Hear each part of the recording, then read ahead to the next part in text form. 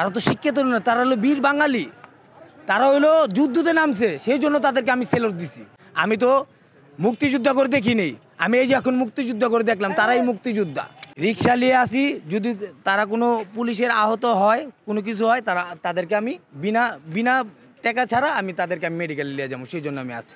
এই যে আমার রক্ত আঘাত লেগে গেছে গা, হ্যাঁ রক্ত আর আমার রক্ত তো একই, হ্যাঁ রক্ত সাদা আমার রক্ত লাল, এটা তো কথা না, সব একই রক্ত, সব এক রক্তেরই মানুষ। হিন্দু আর মুসলমান আমি বুঝি না, সব ভাই ভাই।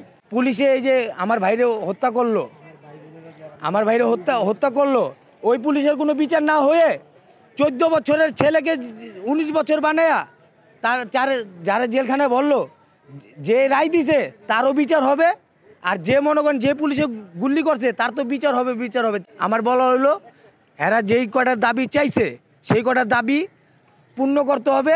আমি কোনো রাজনীতি নেই, আমি কোনো কিছু নাই, আমি এদেরকে সেলুট জানাইছি, এইটাই আমার তো সবচেয়ে বড়, আমার মন ভরে গেছে, এইটাই আমার তারা সমর্থ করছে, আমার সেলুটে এরা সমর্থ করছে, এই আমার আর কোনো বক্তব্য নেই।